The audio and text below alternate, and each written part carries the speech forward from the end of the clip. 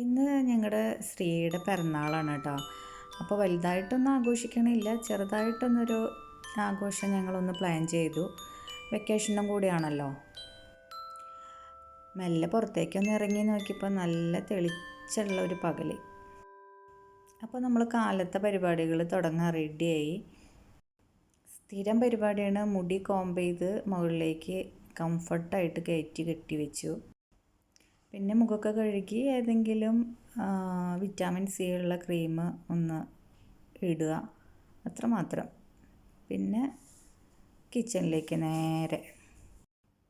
പിന്നെ കാലത്ത് തന്നെ ചെറിയ ജീരകം ഇട്ടിട്ട് വെള്ളം തിളപ്പിച്ച് കുടിക്കണ ഒരു ശീലം കൂടിയുണ്ട്. അതിനു വേണ്ടി ജീരകം എടുക്കാൻ നോക്കിയപ്പോൾ അതിൽ നിറയെ വണ്ടുകൾ. അപ്പോൾ അതൊന്നെടുത്ത്, നല്ല വെയിലാണല്ലോ, അപ്പോൾ അതൊക്കെ ഒന്ന് എടുത്ത് പുറത്തേക്ക് വെച്ചു. ഇത് ഗ്യാസ് ട്രബിളിന് നല്ലതാണ് കേട്ടോ, കാലത്ത് തന്നെ ഒരു ഗ്ലാസ് കുടിക്കണത്. ഇത് 1-2 ടീസ്പൂണ് വറുത്തിട്ട് ഒരു ബ്രൗൺ കളറാകുമ്പോൾ അതിൽ കുറച്ച് വെള്ളം ഒഴിക്കുക. ഒരു 2-3 മിനിറ്റ് ഒന്ന് തിളപ്പിക്കുക. പിന്നെ അത് ചെറു ചൂടോട് കൂടിയിട്ട് കഴിക്കുക.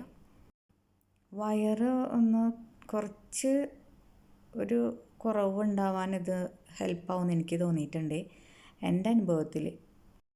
പിന്നെ നന്നായി വയറൊക്കെ ഉണ്ടെങ്കിൽ നമ്മളത് എക്സസൈസൊക്കെ ചെയ്ത് കുറയ്ക്കുക തന്നെ വേണം. പക്ഷേ ഇങ്ങനൊരു കാര്യം കൂടി ചെയ്ത് കഴിഞ്ഞാൽ കുറച്ചൊരു വയറിനൊരു, പിന്നെ നമുക്ക് ബോഡിക്ക് തന്നെ മൊത്തത്തിലൊരു സുഖം കിട്ടും കേട്ടോ ഈ വെള്ളം അങ്ങനെ ഇതാക്കി കുടിച്ചു കഴിഞ്ഞാൽ.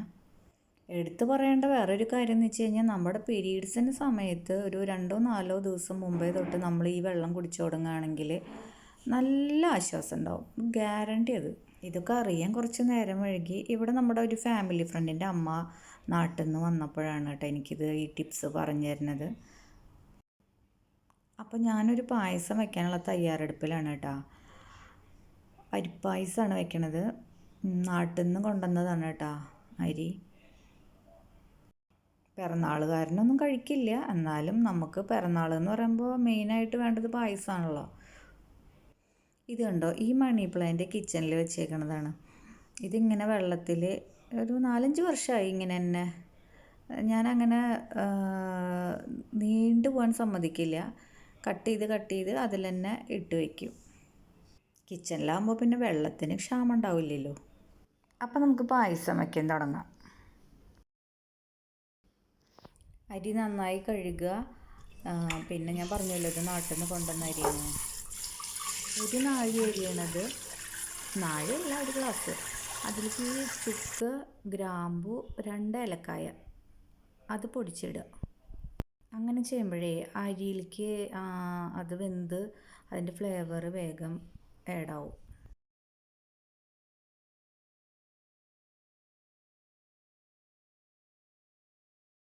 അതിൻ്റെ ഇടയ്ക്ക് ശർക്കര പാനി ആക്കിയിട്ട് റെഡിയാക്കി വയ്ക്കുക. അരി വേവുമ്പോൾ അത് അതിലേക്ക് ഒഴിക്കുക, മിക്സ് ചെയ്യുക. അതിൻ്റെ ഒപ്പം തന്നെ ശർക്കര മിക്സ് ചെയ്ത് കഴിഞ്ഞിട്ട് നാളികേരപ്പാലും മിക്സ് ചെയ്യുക. പിന്നെ നട്ട്സും എല്ലാം കൂടി വറുത്തിട്ട് അതിലിടുക. നമുക്ക് ഇഷ്ടപ്പെട്ട നട്ട്സൊക്കെ വറുത്ത് അതിലിടുക. പിന്നെ അവസാനം ഏലക്ക പൊടിച്ചതും ജീരകം പൊടിച്ചതും ചേർക്കണേ. അങ്ങനെ തട്ടിക്കൂട്ട് പായസം റെഡി. പിന്നെ കുറച്ച് ഗ്യാപ്പ് കിട്ടിക്കഴിഞ്ഞാൽ അപ്പോൾ ഫോൺ എടുക്കണം, വാട്സപ്പ് ഒന്ന് ചെക്ക് ചെയ്യണം, FB ഒന്ന് നോക്കണം, ഇൻസ്റ്റയിലൊന്ന് കയറണം. അതൊക്കെ നമ്മുടെ ഒരു വീക്ക്നെസ് ആണല്ലോ.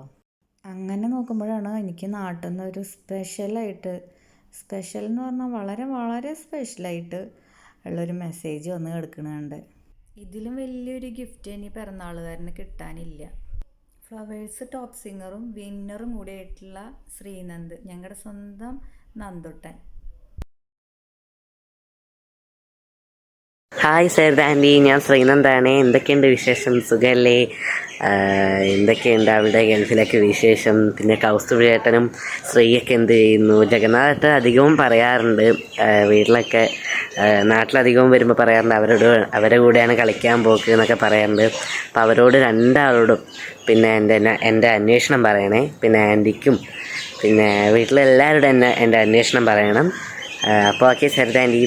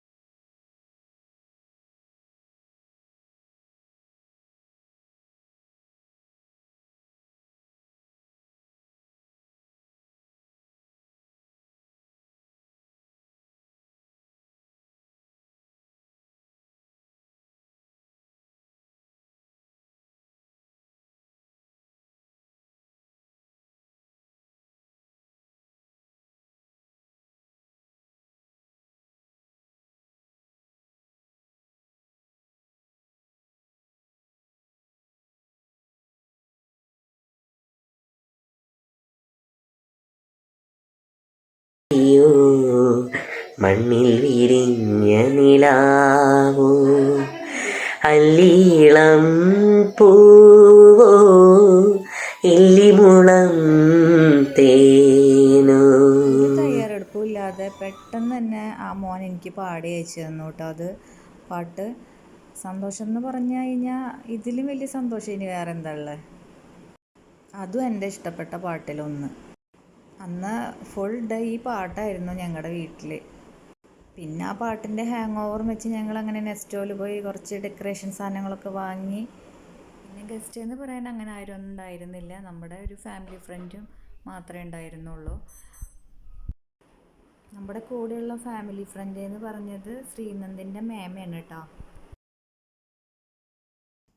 വർക്കിംഗ് ഡേയ്സ് ആയതുകൊണ്ട് പെട്ടെന്ന് തന്നെ ആഘോഷങ്ങളൊക്കെ അവസാനിപ്പിച്ചു. ആഘോഷം എന്ന് പറയാനൊന്നുമല്ല, ഈ ഒരു പരിപാടി തന്നെ. അടുത്ത വെള്ളിയാഴ്ച ആക്കാം ബർത്ത്ഡേ പാർട്ടി എന്നൊക്കെ പറഞ്ഞിട്ടും മോൻ സമ്മതിച്ചില്ല. അപ്പോൾ അവന് ഇന്ന് തന്നെ വേണം.